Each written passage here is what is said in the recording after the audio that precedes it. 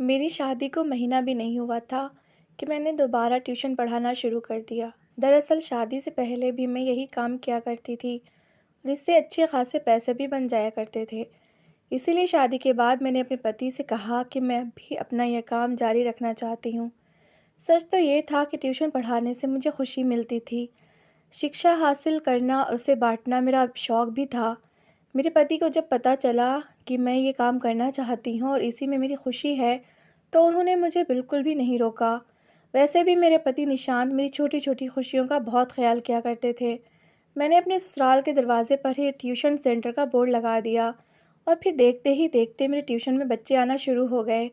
मेरी सास को ये बात बर्दाश्त नहीं हुई क्योंकि बच्चों की वजह से कभी उनकी माँ भी बात करने आ जाती। घर में मोहल्ले की औरतें के आने जाने का सिलसिला शुरू हो गया था। यही बात मेरी सास को बर्दाश्त नहीं होती थी। वो कहती थीं कि ये सब करने की क्या ज़रूरत है? लोग क्या सोचेंगे? हम अपनी बहू से काम करवा रहे हैं। तुम्हें इस घर में कौन-सी किसी चीज़ की कमी है? इस तरह तुम्हारे ट्यूशन पढ़ाने से हमारी बदनामी हो रही है। उनकी सोच जानकर मुझे अफ़सोस होता और मैं उन्हें समझाती कि ये कोई बुराई का काम तो नहीं है। और जब यही बात मैंने निशान से की, तो वो कहने लगे, माँ से मैं खुद बात कर लूँगा, तुम परेशान ना हो। उन दोनों माँ बेटे के बीच ना जाने क्या बात हुई कि घर में सुकून हो गया। मेरी सास ने मेरे ट्यूशन पढ़ाने के हवाले से बात करना ही छोड़ दी थी और मैं खुश थी क्योंकि देखते ही देखते बहुत सारे बच्चे मेरे ट्यूशन में आ गए थे। वो सब छोटे-छोटे बच्चे जब मेरे आस-पास बैठकर पढ़ाई करते तो मुझे खुशी होती। और ऐसे ही महीना भी गुज़र गया और फिर एक दिन मेरे ट्यूशन में एक बच्चा आया जो किसी दूर की आबादी से आया था। उसकी बहन उसके साथ थी। उनका हुलिया बता रहा था कि वो बहुत गरीब हैं। उसकी बहन ने बताया कि भाई सरकारी स्कूल में पढ़ता है और घर में कोई भी पढ़ा-लिखा नहीं है, इसीलिए कोई उसे पढ़ा नहीं पाता। वो फ़ेल भी हो जाता है। उस बच्चे की काफ़ी अजीब-सी हालत हो रही थी। ऐसा लग रहा था कि जैसे ना ही खाने के लिए घर में खाना हो और ना ही पहनने के लिए कपड़े। मुझे उस पर तरस आ गया था। बहन चली गई और वो बच्चा राजू मेरी ट्यूशन में पढ़ने के लिए बैठ गया। मैं सारे बच्चों को अपने कमरे में ही ट्यूशन पढ़ाती थी क्योंकि जब शुरू में मेरी सास को एतराज़ हुआ था तभी निशान ने कह दिया था कि तुम बच्चों को घर के किसी भी हिस्से में पढ़ाने के बजाय हमारे कमरे में बिठाया करो ताकि माँ की नज़र उन पर ना पड़े। मैंने उस बच्चे को भी कमरे में बिठा लिया। मेरा पूरा कमरा बच्चों से भर गया और अब मुझे और बच्चों को पढ़ाने के लिए नहीं लेना था। वो बच्चा बहुत दिमागी और काबिल था। मैंने पहले दिन ही उसे जो कुछ पढ़ाया उसे झटपट सब कुछ याद भी हो गया। लेकिन उसे पढ़ाने में मुझे देर लग गई थी क्योंकि पिछला काफ़ी काम ऐसा था जो उसने पढ़ा ही नहीं था और वो मैथ्स का था। इसलिए मैंने पहले ही दिन उसे रोक लिया कि मैं सुकून से उसे पढ़ाती रहूँगी और साथ ही घर के काम भी देख लूँगी। वो मेरे कमरे में ही बैठा था। मैं उसे 2 सवाल समझाती और फिर किचन का थोड़ा बहुत काम भी निपटा लेती और जब तक मैं वापस आती तो वो अच्छा खासा काम कर चुका होता। इसी तरह 1 घंटा एक्स्ट्रा देने के बाद मैंने उसे पूरी मैथ समझा दी थी। जब वो जाने लगा तो मैंने उसके हाथ पर 50 रुपए रख दिए। उसने इनकार किया मगर मेरे बार-बार कहने पर वो नोट लेता मेरा धन्यवाद करके चला गया। मैंने घड़ी पर नज़र डाली तो शाम के 7 बजने वाले थे। निशान 7 बजे लौटकर आ जाया करते थे। खाना पक चुका था। मैंने सोचा जल्दी से तैयार हो जाती हूँ और यही सोचकर जब मैंने अलमारी खोली तो हैंगर से मेरा नीला कुर्ता गायब था और ये देखकर मैं परेशान हो गई क्योंकि सुबह ही तो मैंने कपड़े प्रेस करके लगाए थे। मैंने आस-पास भी देखा लेकिन सलवार तो मौजूद थी मगर कुर्ते का पता नहीं था। मैं फिर सिर पकड़कर बैठ गई। अब जब कुछ समझ ना आया तो मैंने जल्दी से दूसरे कपड़े इस्त्री किए और जल्दी अच्छी तरह तैयार हो गई। अभी हमारी शादी को ज़्यादा महीने नहीं गुजरे थे, इसलिए मेरा रवैया कुछ नई दुल्हनों वाले था। पति के आने से पहले मुझे नए कपड़े भी पहने थे और लिपस्टिक पाउडर भी लगाना था। 7 बजे के बाद निशान घर आए तो मुझे देखकर खुश हुए। खाने का वक्त हो गया था। मैंने खाना लगाया और अपनी सास को भी टेबल पर बुला लिया। निशान भी आ बैठे। घर में हम 3 ही लोग तो थे। खाना शुरू हुआ। मेरी सास गौर से मुझे देखने लगी। मुझे उनकी नज़रों की तपिश का एहसास हुआ तो मैंने उनकी तरफ देखा तो वो कहने लगी, बहू सुबह तो तुमने नीले रंग का जोड़ा प्रेस किया था, अचानक फिर अब ये जोड़ा क्यों पहना है? दरअसल जल्दबाज़ी में मैंने सही तरह से इस्त्री नहीं की थी, इसलिए शायद मेरी सास को ये बात याद आ गई थी कि मैं सुबह में नीले रंग का जोड़ा इस्त्री कर रही थी। उस वक्त वो मेरे कमरे में ही मौजूद थीं। मैंने उन्हें बताया कि उसका कुर्ता ही नहीं मिल रहा तो ये सुनकर वो हैरान हुई और कहने लगीं, अपनी चीज़ों का ध्यान रखा करो। तुम अपने कमरे में ढेरों गैर बच्चों को जमा करके बैठ जाती हो। ऐसा ना हो कि तुम्हारी चीज़ें गायब होने लगें। अभी तुम्हारे पास नए नए गहने हैं, नए कपड़े हैं, सावधानी ज़रूरी है। उनकी बात सुनकर मैं खामोशी से खाना खाने के लिए लग गई, लेकिन दिल ही दिल में मुझे गुस्सा आ रहा था कि कोई भी बात घूम फिर कर बात ट्यूशन पढ़ाने पर ही रुकती थी। ना जाने मेरे पढ़ाने से उन्हें क्या परेशानी थी। अब एक कुर्ते के गायब होने से मेरे ट्यूशन पढ़ाने का क्या संबंध था? अगर किसी को चुराना ही होता तो वो पूरा सूट चुराता, ना सिर्फ कुर्ता ले जाने से क्या होना था। और फिर ऐसा भी कोई कीमती कुर्ता नहीं था। खाने के बाद मैं कमरे में आई थी। मेरा अच्छा खासा मूड ख़राब हो चुका था। निशांत आज भी समझ गए थे कि मुझे किस बात का बुरा लगा। तो वो कहने लगे, माँ गलत तो नहीं कह रही हैं, तुम्हें ध्यान रखना चाहिए। जितने भी बच्चे पढ़ने के लिए आते हैं तुम उनमें से किसी को भी नहीं जानती। और अभी तुम्हें यहाँ ट्यूशन पढ़ाते हुए ज़्यादा दिन भी तो नहीं हुए। मैंने निशान से कहा, मैं इतनी बेवकूफ़ भी नहीं हूँ कि अपनी कीमती चीज़ों को खुला छोड़ दूँ। मेरे गहने और बाकी सारी चीज़ें अलमारी में लॉक होती हैं। सिर्फ एक हिस्सा है जिसकी चाबी मुझसे पहले ही गुम हो गई है, और मैं वहाँ बस वही कपड़े प्रेस करके हैंगर में लगाती हूँ जो हमें पहनने होते हैं। और कोई भी मेरा कुर्ता क्यों लेकर जाएगा? मेरी नाराज़गी देखकर वो भी खामोश हो गए और कहने लगे, अच्छा मूड ना ख़राब करो, हो सकता है तुमने कहीं आगे पीछे रख दिया और दिमाग से निकल गया, बाद में खुद ही मिल जाएगा। बात आई गई हो गई और मैं निशान के साथ दूसरी बातों में बिज़ी हो गई। अगले दिन मैंने सुबह उठते ही ऑरेंज कलर का सूट प्रेस कर लिया। ये सूट मुझे बहुत पसंद था। प्रेस करके मैंने उसे भी उसी जगह हैंगर में लगा दिया और फिर सफाई सुथराई के कामों में लग गई। देखते ही देखते दोपहर हो गई और ट्यूशन के बच्चे आना शुरू हो गए, मगर राजू वक्त पर नहीं आया था। इतने बच्चों में मुझे उसका ख्याल ही नहीं रहा। जब सब बच्चों की छुट्टी का समय हो गया तो वो नमस्ते करता मेरे कमरे में दाखिल हुआ। मैंने गुस्से से उसे देखा और कहा कि 6 बजने वाले हैं, इस वक्त तक सबकी छुट्टी हो जाती है, तुम इतनी देर से क्यों आए हो? तो वो कहने लगा कि मैं मेहनत मजदूरी करता हूँ और कभी जल्दी छुट्टी हो जाती है, कभी देर से, इसलिए मैं एक वक्त पर ट्यूशन नहीं आ सकता। ये बात उसकी बहन ने मुझे नहीं बताई थी, मगर मुझे ये सुनकर बड़ा दुख हुआ कि इतनी कम उम्र में ही वो मेहनत करने पर मजबूर था। उसकी मजबूरी जानने के बाद मैंने कुछ भी नहीं कहा और उसे बैठा लिया। मैंने उसका काम चेक किया, उसे 2 सवाल याद करने के लिए दिए और वो भी उसने झटपट याद करके मुझे सुना दिए। मैंने बड़ी खुशी से उसे छुट्टी दी और उसके जाने के बाद तैयार होने के लिए अलमारी खोली तो धक से रह गई। मेरी ऑरेंज सलवार तो हैंगर में थी, लेकिन उसका कुर्ता आज भी गायब था। अब तो मेरा दिमाग ही ख़राब होने लगा। मैंने जल्दी जल्दी यहाँ वहाँ ढूंढा, लेकिन वो कुर्ता कहीं नहीं मिला था। मैंने खुद कुर्ता प्रेस करके हैंगर में लगाया था, तो फिर वो कहाँ जा सकता था? मैं बहुत ज़्यादा परेशान हो गई थी। आज तो मुझे दोबारा प्रेस करने का भी समय नहीं मिला था और निशांत वापस लौट आए थे। मुझे ख़राब से होलिये में देखकर कहने लगे, क्या बात है पत्नी जी, आज आप तैयार नहीं हुई? मैंने शर्मिंदगी से उन्हें बताया कि आज फिर मेरा एक कुर्ता गायब है और मुझे दोबारा प्रेस करने का वक्त ही नहीं मिला। ये सुनकर वो भी परेशान हुए और कहने लगे, ये रोज़ रोज़ तुम्हारे कपड़े कहाँ जा रहे हैं? कहीं नए कपड़े बनाने के लिए तुमने ही तो ये तरीका नहीं निकाला? निशांत ये कहकर हंस दिए थे। वो इसलिए इस हर तरह से मुझे छेड़ा करते थे। मैंने कहा, नहीं, मैं तो खुद भी परेशान हूँ। अभी तो मेरे सारे कपड़े ही नए हैं, मैं नए कपड़े क्यों बनवाऊंगी? मेरा उतरा हुआ चेहरा देखकर वो खुद ही अलमारी में यहाँ वहाँ तलाश करने लगे, लेकिन उन्हें भी कुर्ता ना मिला। फिर वो कहने लगे कि पता नहीं तुमने कहाँ रखा है। मैंने उन्हें बताया कि मैंने यहीं रखा था और मुझे अच्छी तरह याद है। अगर सलवार हैंगर में है तो कुर्ते को भी हैंगर में ही होना चाहिए था, लेकिन पता नहीं ये कुर्ता कहाँ गायब हो गया। निशान ने मेरे माथे पर प्यार किया और कहने लगे, तुम ऐसे ही खूबसूरत लग रही हो, ज़्यादा परेशान होने की ज़रूरत नहीं है, कुर्ता यहीं कहीं होगा, मिल जाएगा। फिर हम दोनों एक दूसरे के साथ वक्त गुजारने में बिजी हो गए। रात के खाने पर मेरी सास ने मेरा होलिया देखा था, लेकिन कुछ भी नहीं कहा पूछा, मगर रह रहकर मुझे खुद ही अपने कुर्ते का ख्याल आ रहा था। दरअसल वो सूट मैंने एक बहुत बड़े ब्रांड से ख़रीदा था और बहुत ही ज़्यादा महंगा था। मुझे पसंद भी बहुत ज़्यादा था और अब तक मैंने उसे पहना भी तो नहीं था। मुझे समझ नहीं आ रहा था कि आखिर मेरे कुर्ते कहाँ गए थे। मैं इतनी भी गायब दिमाग तो नहीं थी कि हैंगर पर कुर्ता लगाना ही भूल जाती। अगली सुबह जब मेरे पति ऑफिस के लिए निकलने लगे तो जाते जाते कहने लगे, आज तुम अपने कपड़ों को किसी सही जगह लगाना और ख़ुद ध्यान रखना कि कुर्ता यहाँ वहाँ ना हो। मैंने भी सोच लिया था कि आज मैं ध्यान रखूँगी। मुझे बार बार ख्याल आ रहा था कि मेरे कुर्ते उसी दिन से गायब हो रहे हैं जिस दिन से मैंने उस गरीब बच्चे को ट्यूशन में रखा है। मगर फिर मुझे खुद ही अपनी सोच पर अफसोस हुआ। वो गरीब था, शायद इसीलिए मैं उस पर शक कर रही थी। बाकी किसी बच्चे की तरफ मेरा ध्यान क्यों नहीं गया? मुझे अपने आप पर शर्म भी आई कि किसी की गरीबी की वजह से मैं कैसे उस पर शक कर सकती हूँ। जो भी था, मुझे इस बात का पता लगाना था और इसके लिए मुझे सारे ही बच्चों पर नज़र रखनी थी, क्योंकि उन बच्चों और मेरी सास के अलावा मेरे कमरे में कोई नहीं आता था। मगर मेरी सास उसी वक्त कमरे में आती जब मैं कमरे में मौजूद होती। बगैर ज़रूरत के वो मेरे कमरे का रुख भी नहीं किया करती थीं। कभी कभी तो मुझे ऐसा लगता जैसे वो मुझे पसंद भी नहीं करती हों और बस अपने बेटे की वजह से मुझे बर्दाश्त कर रही हों। 3 बजते ही मैंने ट्यूशन पढ़ाना शुरू कर दिया और 6 बजे तक मैं लग कर कमरे में बैठी रही। लेकिन सारे ही बच्चे पढ़ाई में बिजी थे और रोज़ाना की तरह मैंने खुद ही सबको बारी बारी छुट्टी दे दी थी।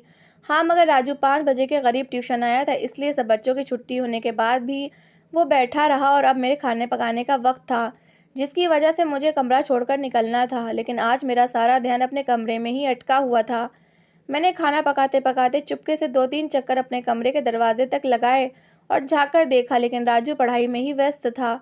और जब मैं चौथी बार अपने कमरे के दरवाजे पर पहुंची तो चौंक गई, क्योंकि वो बच्चा मेरी अलमारी का दरवाज़ा खोल चुका था और मेरा कुर्ता निकाल कर अपने बैग में रख रहा था। ये देखकर मैं हैरान रह गई कि उसने ऐसी हरकत क्यों की थी और सिर्फ मेरा कुर्ता ही क्यों निकाला था।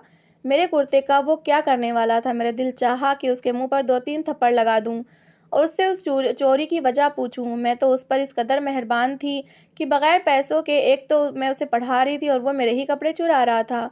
मैंने तो अपनी सास को गलत समझा था, लेकिन मुझे क्या पता था कि ये बच्चा वाकई में चोर होगा।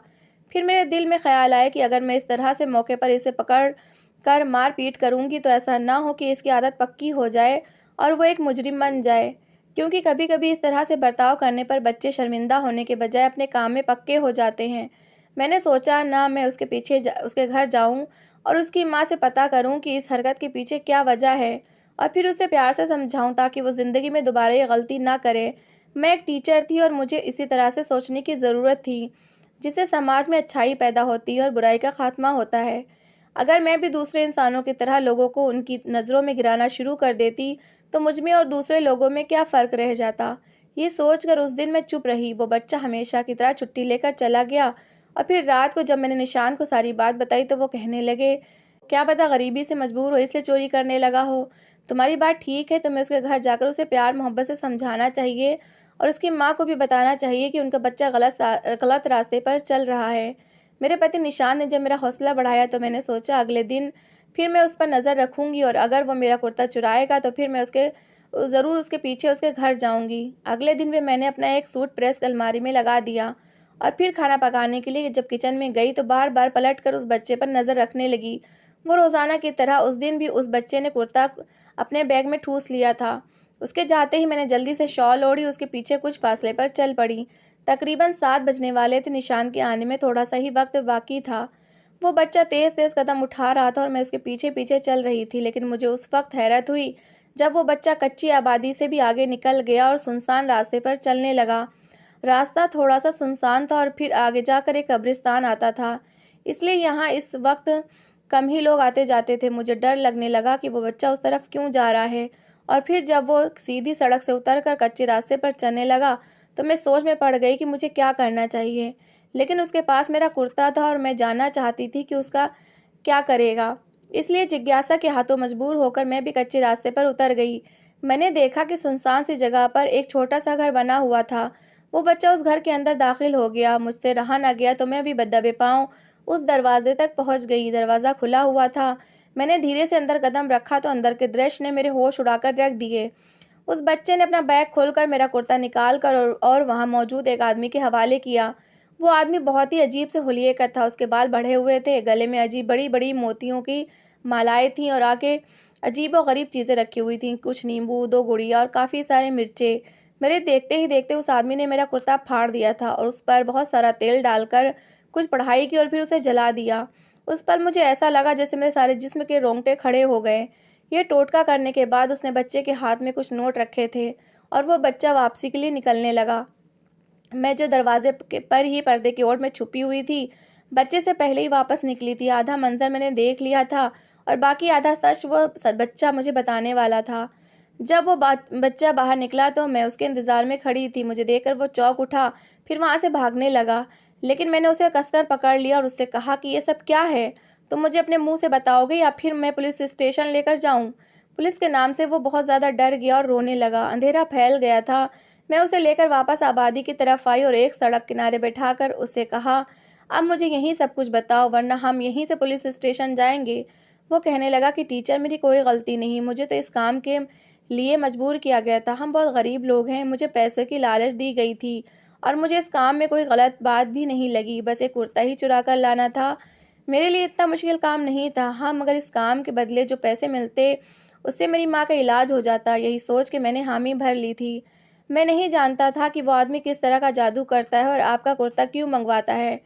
इतना तो मैं जान ही गई थी कि वो काला जादू करने वाला आदमी था, लेकिन उसे मेरा कुर्ता क्यों चाहिए था।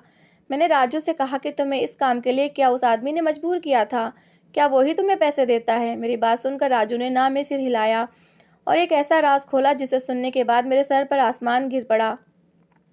राजू कहने लगा, नहीं, इस काम के लिए मुझे उस औरत ने पैसे दिए थे जो आपके घर में रहती है। उसी ने मुझे आपके ट्यूशन में एडमिशन लेने के लिए भी मजबूर किया था और मेरी माँ जब सही थी तो वो आपके घर में सफाई का काम किया करती थी और तब से ही वो औरत मेरी माँ को जानती थी। जब मेरी माँ की तबीयत ख़राब हुई और वो पैसे मांगने के लिए आपके घर आई तो उस औरत ने पैसे देने के बजाय ये काम करने को कहा और बताया कि आप रोज़ाना प्रेस करके कपड़े कहाँ लगाती हैं और मुझे वो कपड़े निकाल कर उस आदमी को किस तरह पहुँचाने होंगे।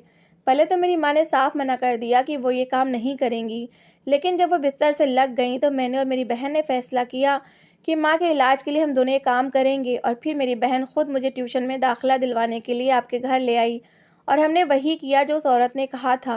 राजू की बात सुनकर मेरी जान निकल गई थी। मैंने हैरत से पूछा, तुम मेरी सास की बात कर रहे हो?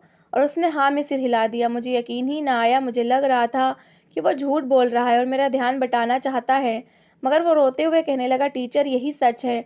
अगर आप चाहें तो मुझे अपने घर ले चले, उनसे सवाल जवाब कर लें। मैं गवाही देने के लिए तैयार हूँ। मैं हकीकत को अच्छी तरह से जानना चाहती थी, क्योंकि ये बात यकीन करने के काबिल नहीं थी कि मेरी सास ने ऐसी कोई हरकत की होगी। उन्हें मुझसे मसले ज़रूर थे, लेकिन इतने ज़्यादा नहीं कि वो मुझ पर कोई काला जादू करवाती। हमारी कोई दुश्मनी भी नहीं थी, इसीलिए मैं राजू का हाथ पकड़कर उसे घर ले आई। उस वक्त तक मेरे पति निशांत भी घर आ चुके थे। मैं उस बच्चे को निशांत और अपनी सास के सामने खड़ा किया और कहा कि बताओ जो कुछ मुझे बताया है। फिर उस बच्चे ने निशांत के सामने वही बातें दोहरा दी जो उसने मुझे कही थी। निशांत बेयकीनी से कभी मुझे देखते, कभी उस बच्चे को, तो कभी अपनी माँ को। वो कहने लगे, ये बच्चा झूठ कह रहा है। माँ भला ऐसा क्यों करेंगी? मेरी सास ने भी साफ मना कर दिया, मैंने ऐसा कुछ नहीं किया है, बल्कि उनका कहना था कि मैं ही इस बच्चे को जानबूझकर उन पर इल्ज़ाम लगाने के लिए लाई हूँ।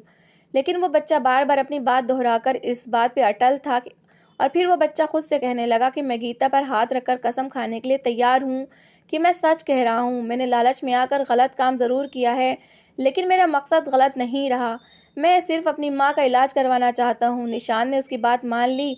वो कहने लगे कि जाकर गीता उठा लाओ। मैं चाहता हूँ कि यह बच्चा कसम खाए और फिर मेरी माँ भी कसम खाएं, ताकि हमारा दिल साफ हो सके और ये भी पता चल जाए कि कौन सही है और कौन गलत।